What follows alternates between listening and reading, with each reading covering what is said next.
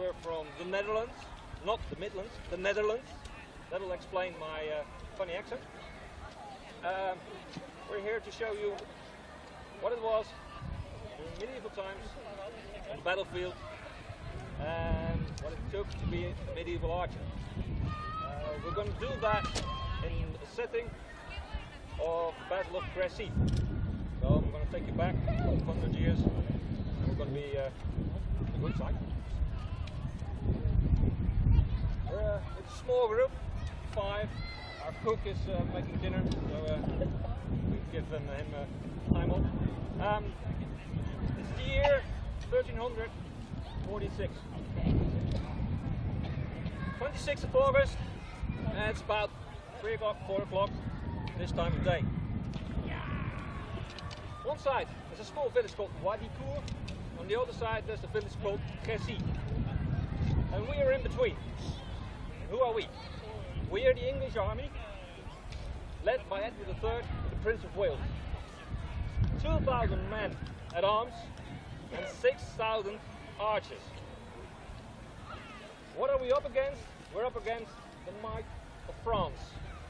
Down that slope, the end of the valley, there's the army of France gathering, led by King Philippe.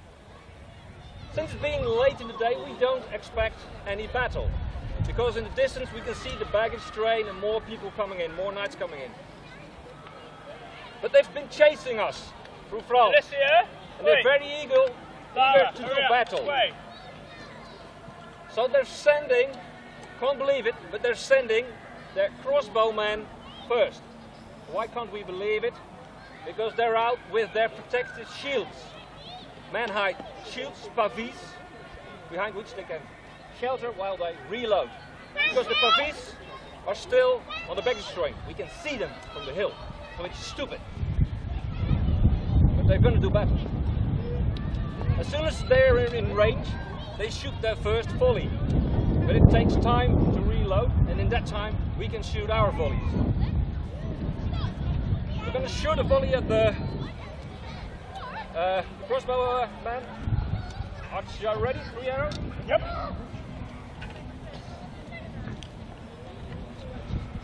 Ready? Look. Draw. Loose.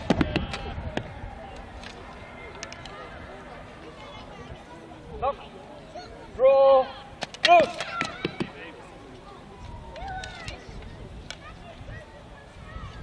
Up, draw, loose. We've hit the crossbowman badly, but the knights, the France knights, they mistake retreating crossbowmen for cowardice, and they can't wait. They drive through the lines of the crossbowmen, cutting down their own men, making room to charge the English arch. It's not a coherent charge, no, it's havoc. So, it's okay. We're gonna go after the knights on horseback then. Archers, ready for the knights on horseback? Up, draw, loose.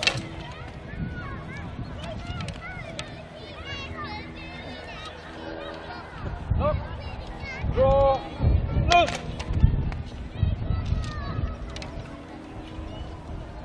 Up, draw, loose.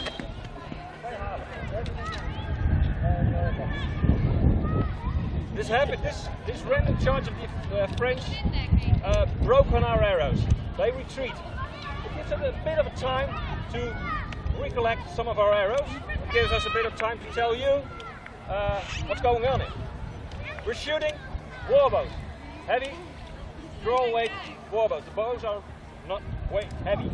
No, it takes a lot of energy to pull the bow. 100 pound pull, 120 pound pull, or even more. 180 pound pull. Say aye, more. Aye. Why do we shoot those ridiculously heavy bows? Because we shoot pretty ridiculous heavy arrows. why do we shoot ridiculous heavy arrows? Well, it's a bit of a race of arms, an arms race. We started in the early medieval times with simple body protection, a padded jack, like this, linen, and we shot them with hunting type arrows. Worked great. The receiving end was not that happy, so they reinforced themselves a bit with mail,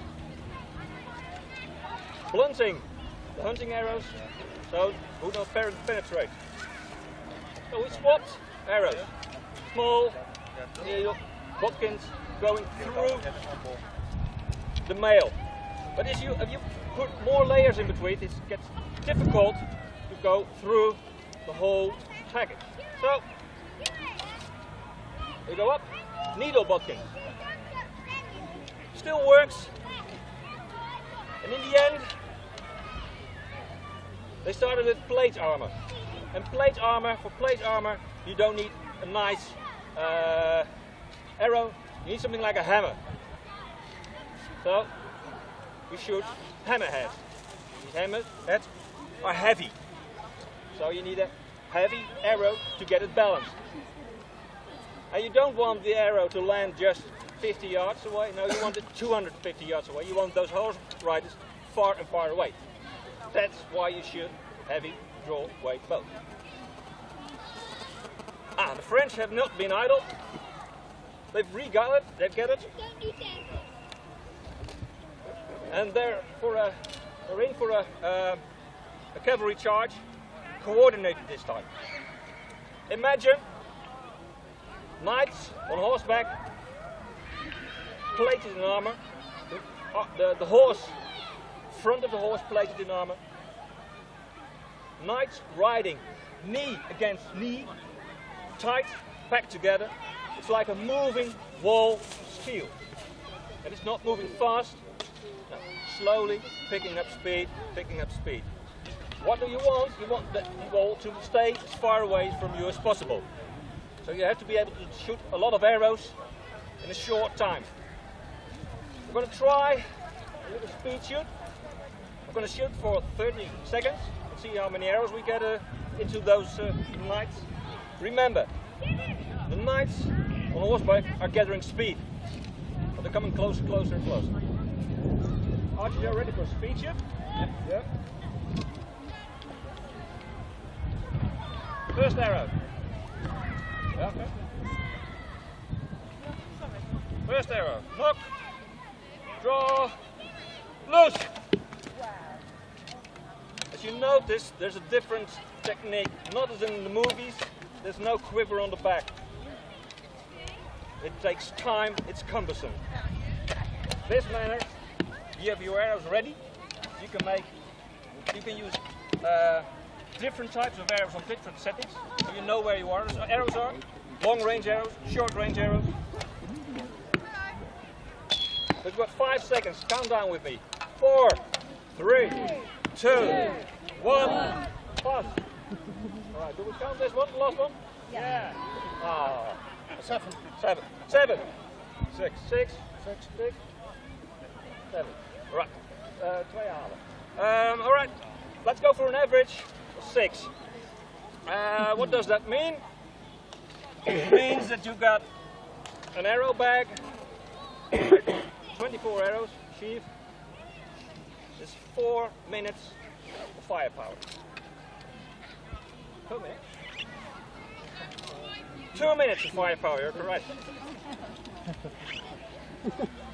And you issue 2 bags, so that's 4 minutes total. Then you run out of. And those horses won't need 4 minutes to get to you.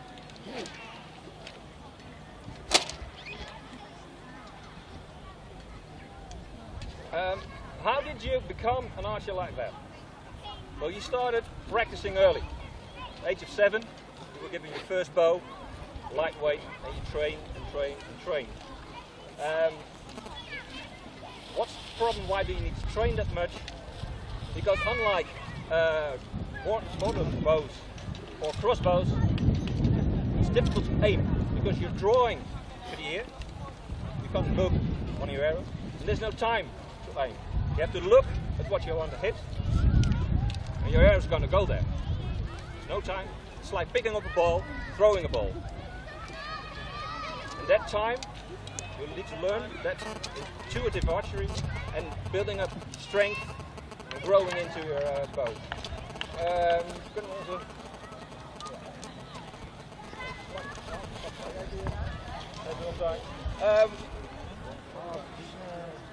We've got normally we shoot on some cheaper plate with our demonstrations in the Netherlands, but meer and midden. Especially for this, we've got a nice German, good quality. We'll see if we can penetrate this plate armor. The first round, the first series this morning, we only made some small holes and big dents, so we'll try to do something different.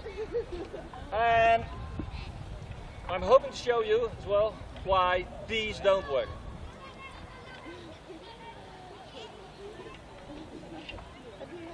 Lars, you ready? Yeah. Alright, stop. Draw. Loose.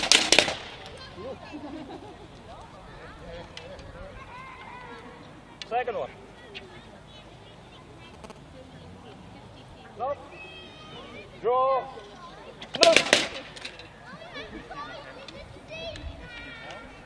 Ik miste hem. Good arrow. Knock. Draw. Loose.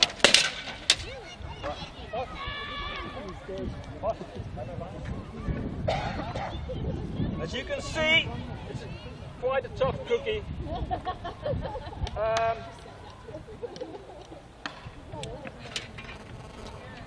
The one that fell out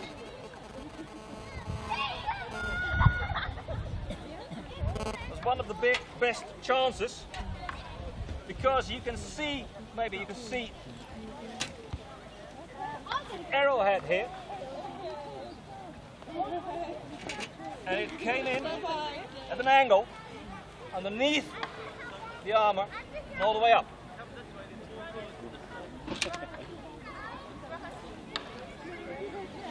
Does it penetrate?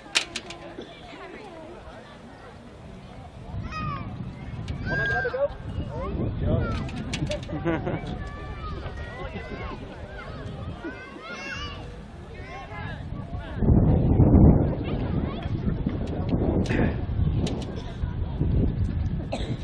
Remember, if it would penetrate that easy, they would not have worn mail or armor like that.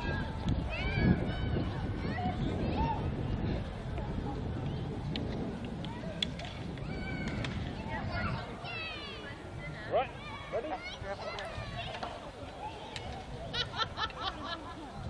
Right, look. Draw. Loose.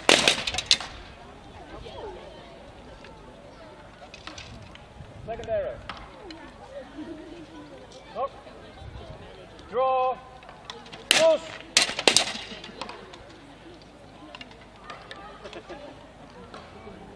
Last arrow. Yeah, Okay.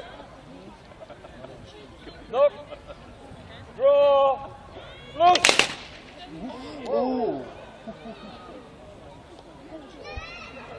Yeah. You saw that last one go? Yeah.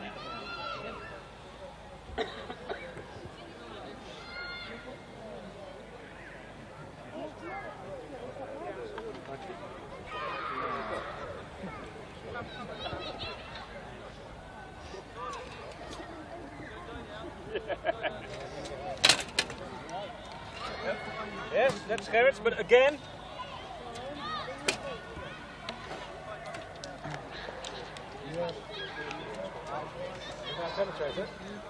No. Yes, where? Yeah. We've got one here. There, one. Here.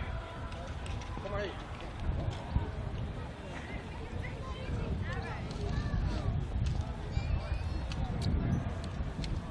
Right, archers, turn around please. You've been looking at the wrong side of the arches for this demonstration a couple of times. Why?